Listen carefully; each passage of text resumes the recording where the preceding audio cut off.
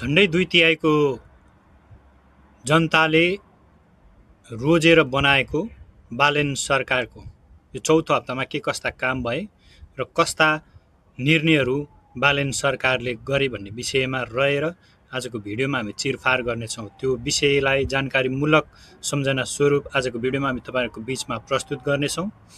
बालेन शाहको यो चौथो हप्ता, बालेन शाहले गरेका हरेक काम, हरेक ती ठूला निर्णयहरूलाई सम्झना स्वरूप कैद गर्दै भिडियो बनाउँदै 52 हप्तासम्म पछ्याउने क्रममा आजको यो चौथो हप्तामा हामीले बालेन शाहका कामलाई समेटेर यो चौथो हप्ताको भिडियो तपाईहरुको बीचमा लिएर आएका छौँ। तपाई हामीलाई कहाँबाट हेर्दै हुनुहुन्छ कृपया आफ्नो ठाउँ तपाईले कमेन्टमा लेख्नु होला। यदि तपाई हाम्रो भिडियोमा नयाँ हुनुहुन्छ भने लाइक, शेयर र सब्स्क्राइब गर्नु होला र कुनै सुझाव छ भने कमेन्टमा तपाईले हामीलाई लेखि पठाउन सक्नुहुन्छ। आउनुहोस् आजको भिडियोमा बालेन शाहले यो चौथो हप्तामा गरेका काम र निर्णयहरूलाई हामी सविस्तार सुन्नेछौँ, बुझ्नेछौँ र सम्झना स्वरूप यसलाई तपाईले आफ्नो सामाजिक सञ्जालमा शेयर गरेर सुरक्षित पनि राख्न सक्नुहुनेछ। आउनुहोस् आजको भिडियोलाई सुरु गर्नेछौँ। म प्रस्तुता सुशील राजगिरी। चौथो हप्तामा बालेन सरकार चक्रव्यूहमा फसेको जनताले महसुस गरेका छन्। मिडिया ट्रायल भएको छ। गृहमन्त्री सुदन गुरुङको शेयर लगानी विवाद र समाचार आए पछाडि गृहमन्त्री सुदन गुरुङले स्पष्टीकरण दिएका थिए। सोसँगै गृहमन्त्रीले राजीनामा पनि दिनुभएको छ। यो सँगै बालेन सरकारले 2 मन्त्रीलाई राइट टु रिकल गरेको छ। सरकारले कर्मचारीलाई 15-15 दिनमा तलब दिने निर्णय गरेको छ। स्वास्थ्य संस्थामा समेत 2 दिन बिदा दिने तर विद्युतीय हाजिर अनिवार्य गर्ने निर्णय गरेको छ।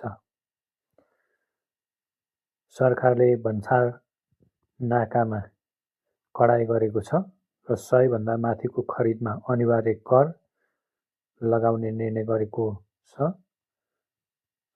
यो साता भारतबाट आयातित केरामा रोक लगाउँदा केराको मूल्य सुद्धा वृद्धि भएको छ। गृहमन्त्री सुदन गुरुङ हटेसँगै बालेन सरकारले सुकुम्बासी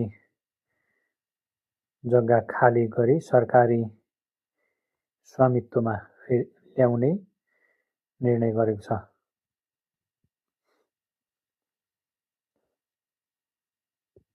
यसै साता गर्भनिरोधक सामग्रीको बजेट सरकारले कटौती गरेको छ र यो सँगै गर्भनिरोधक सामग्रीको बजेट कटौती भएसँगै महँगी बढ्ने र अभाव हुने विश्लेषकहरूले बताएका छन्। सरकारले विभिन्न विश्वविद्यालयका उपकुलपतिसँग बैठक बसी सो पश्चात विद्यार्थी संगठन तथा कर्मचारी संगठन खारेज गर्ने निर्णय गरेको छ।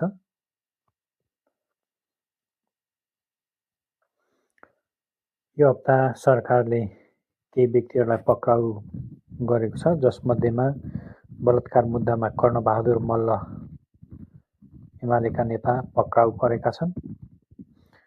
त्यसैगरी सम्पत्ति शुद्धिकरण मुद्दामा व्यवसायी शेखर गोल्छा पक्राउ परेका छन्। यो सँगै सरकारले सम्पत्ति छानबिन गर्न शक्तिशाली आयोग गठन गर्ने निर्णय गरेको छ र शक्तिशाली आयोग गठन समेत गरेको छ।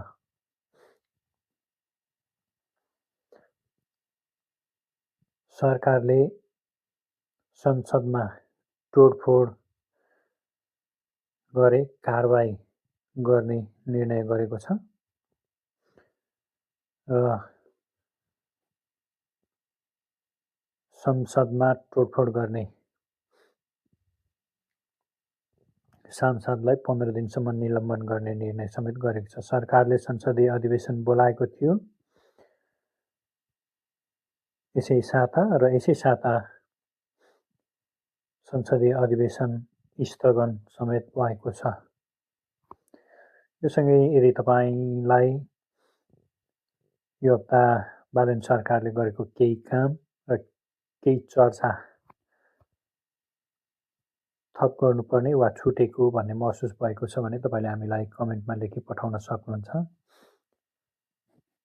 हस्, धन्यवाद। फेरि भेटौँला।